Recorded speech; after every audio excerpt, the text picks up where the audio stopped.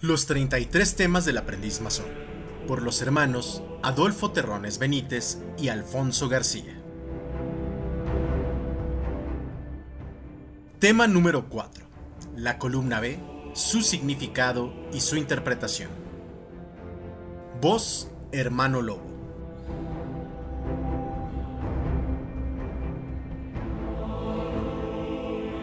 Principiaré por recordar a mis queridos hermanos del primer grado que todas las cosas materiales e inmateriales que existen en el seno de la naturaleza, así como los fenómenos que las producen, tienen un bien definido origen, por cuyo motivo vamos a procurar detallar de una manera clara cuáles pueden ser las causas y los efectos que, como factores de la enseñanza masónica, pueden intervenir para lograr dar explicaciones simbólicas y filosóficas que vamos a exponer en el presente tema. Efectivamente, hemos llegado al convencimiento de que existen fuerzas poderosas que mantienen al universo bajo un constante movimiento armónico, así como también a la propia naturaleza, la conserva siempre inalterable y en permanente evolución, misma que da lugar a que sus obras sean igualmente armónicas e imperecederas. Por esa razón, la ortodoxia masónica les ha dado a esas fuerzas el nombre de bases, cuyas poderosas y elevadas columnas constituyen el más firme apoyo, sus doctrinas. Por eso, dentro de los templos simbólicos de la masonería, contamos con esas dos grandes columnas a las que denominamos del norte y del sur, y que ostentan al centro de su fuste a las letras B y J respectivamente,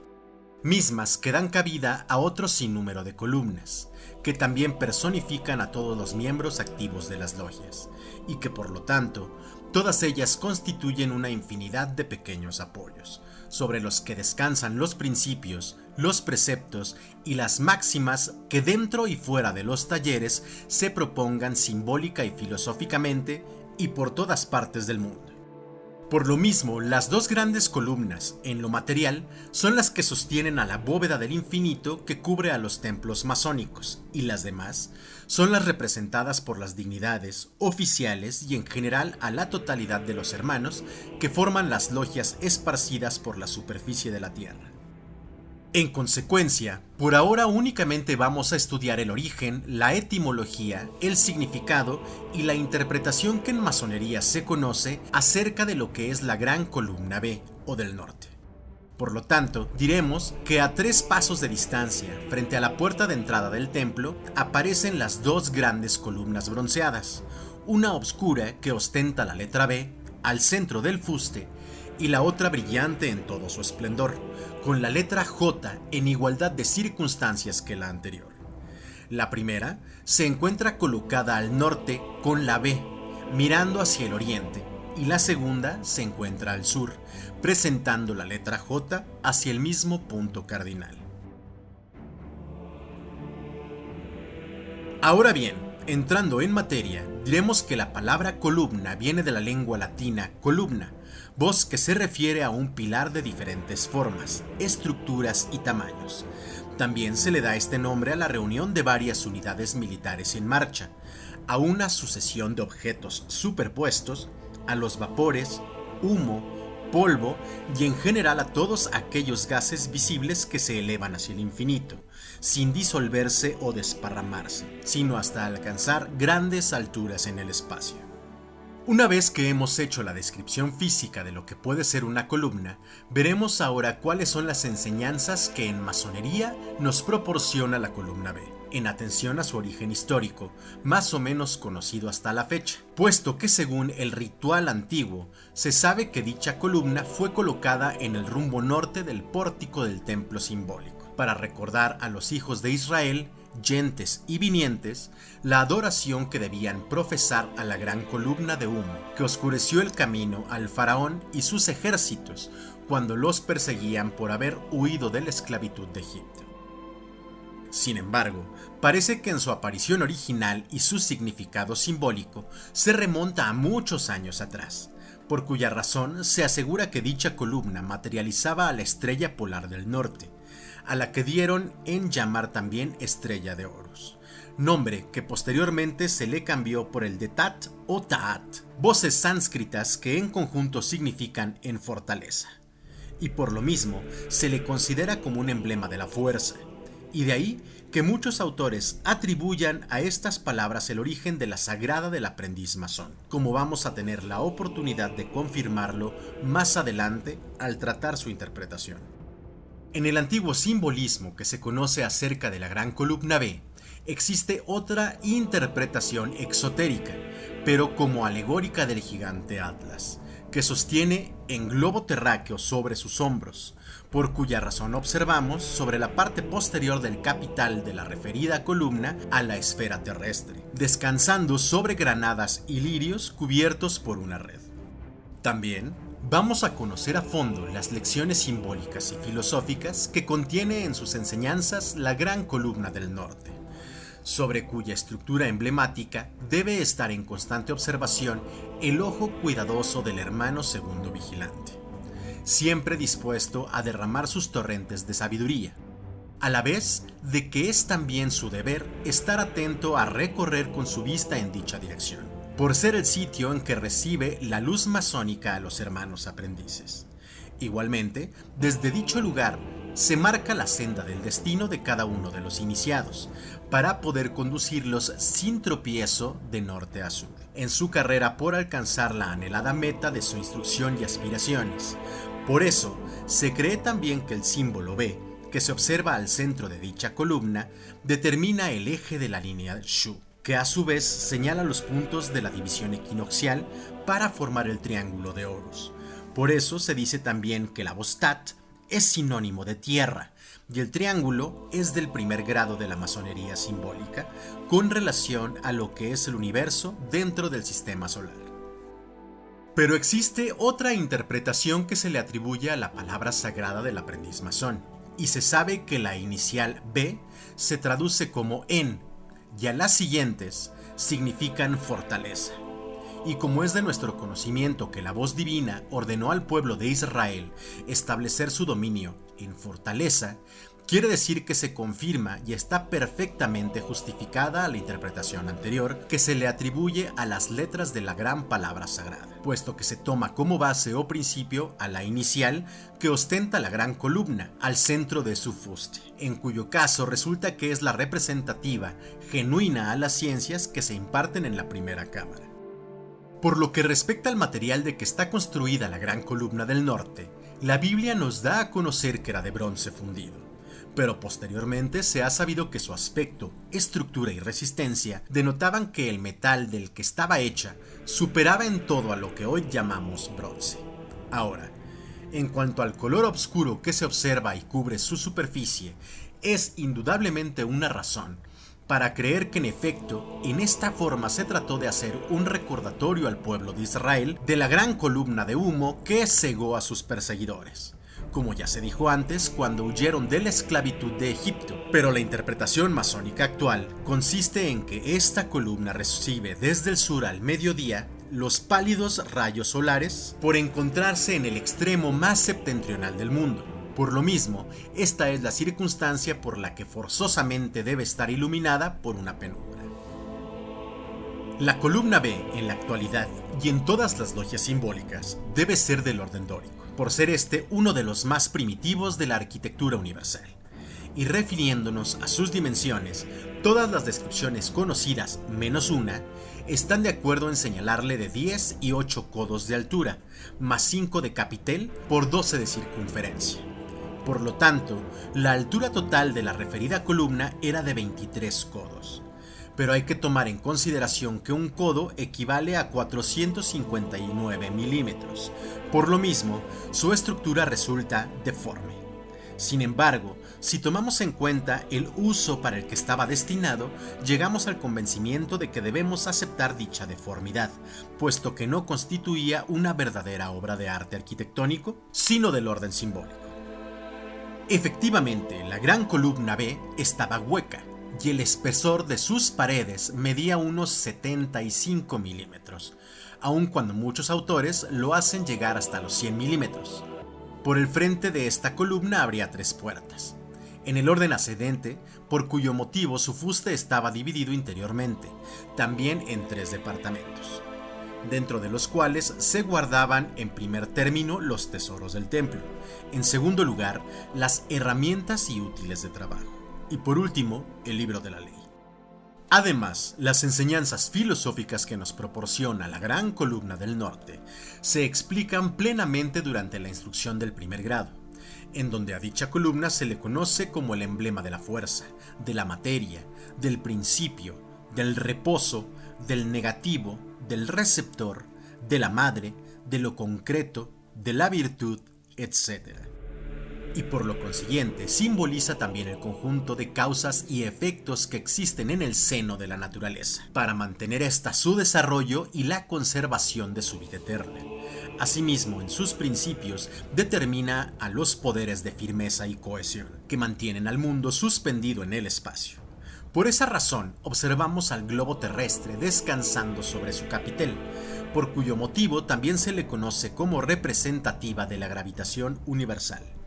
Las granadas que se colocan bajo la esfera terrestre, encima de la cúspide de la columna B, representan a todos los cuerpos organizados que la masonería ha fundado sobre la superficie de la Tierra. Y los granos que contienen en su interior personifican a los masones en conjunto, o sea, al hombre asociado, por cuyo motivo nos demuestran y nos ponen de manifiesto al valor individual, cuando en forma colectiva constituye a la fuerza física y a la moral y a la intelectual humanas, en relación con lo que es el conocimiento del universo, del infinito y lo desconocido. Los lirios que rodean por su base a la referida esfera terrestre sobre su capitel de la gran columna B son alegóricos de la inspiración humana, de las virtudes del hombre, del valor que se le atribuye a la ética en todos los actos sociales y de la firmeza adquirida por la experiencia de los hombres cuya preparación intelectual es innegable, ya que su talento ha sido cultivado de conformidad con las enseñanzas masónicas en todos los órdenes. En cuanto a la red que cubre a las granadas y los lirios, se le considera como una manifestación filosófica de los lazos espirituales que unen a la humanidad, y que a su vez la ponen en contacto con el mundo misterioso y desconocido, para poder acercarla cada vez más hacia la divinidad.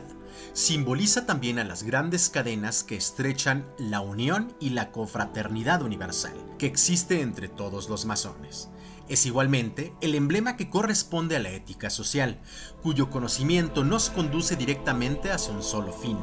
llegar a poseer los principios fundamentales del honor, del deber y de la virtud,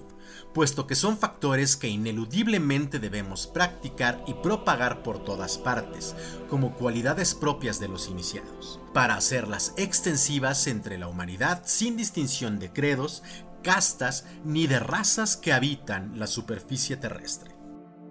Como hemos podido observar, muchas de las explicaciones detalladas en el presente tema son poco conocidas, y además algunas de sus enseñanzas ni siquiera se les ha tomado en consideración, no obstante que tienen una clara tendencia simbólica y filosófica, que puede llegar a comprender todo el conjunto de hermanos amantes del estudio, cualquiera que sea su cultura o su preparación intelectual en el orden masónico. Y así preguntamos: ¿por qué razón se guardaban los tesoros, las herramientas y el libro de la ley dentro de la gran columna del norte? ¿Por qué de admitir esa deformación en su estructura que la hacía antiestética a simple vista? Desde luego, ahora resulta que estas preguntas son muy fáciles de contestar, si tomamos en consideración las explicaciones dadas con anterioridad. Por ejemplo, los tesoros del templo se destinaban para financiar todas las obras de beneficio colectivo, para el pago de los salarios a los obreros y en general para sostener y mantener a la gran diversidad de actividades masónicas llevadas a la práctica sobre toda la superficie de la Tierra. Esas son las razones por las que los tesoros se guardaban en primer término dentro del departamento más alto de la columna B, puesto que de esta manera quedaban fuera del alcance de las miradas codiciosas e indiscretas de los enemigos ocultos.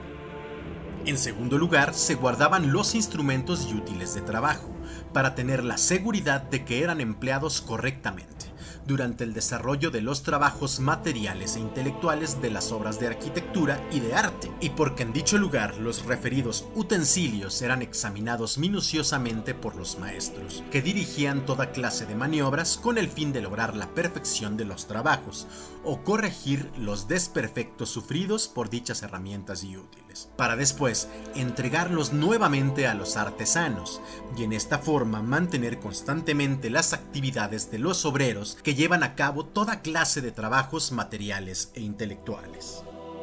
Y en tercer lugar, en el último departamento de la Gran Columna del Norte se guardaba el libro de la ley, precisamente porque de esta manera se le mantenían siempre dispuestos para hacer saber a todos los agremiados que sus derechos y sus deberes eran concedidos por igual y sin distinción de categorías, pero que también en idénticas condiciones esos mismos derechos son sagrados, y que por todos conceptos los deberes son ineludibles para todos los hombres que se dedican a desarrollar sus actividades de cualquier índole, ya sean materiales o intelectuales. En cuanto a la deformidad de la estructura de la Gran Columna B, como ya sabemos, consistía en que no era precisamente una obra de arte, hecha con la perfección que reclama la estética de la arquitectura universal, sino únicamente un símbolo consagrado al trabajo, a la fuerza y a la virtud, cuya seguridad debida al carácter de la construcción siempre fue manifiesta, precisamente por la índole de su estructura, misma que garantizaba los fines para los que fue erigida. Pero como es natural, lo que hoy conocemos por Columna del Norte no es más que una representación alegórica de lo que en realidad fue la de los antiguos tiempos, en que se encontraba dividida en 3 departamentos interiores, dentro de cuyas cavidades se guardaba lo más preciado que poseían las agrupaciones masónicas o albañiles del gremio de los obreros. Ahora bien,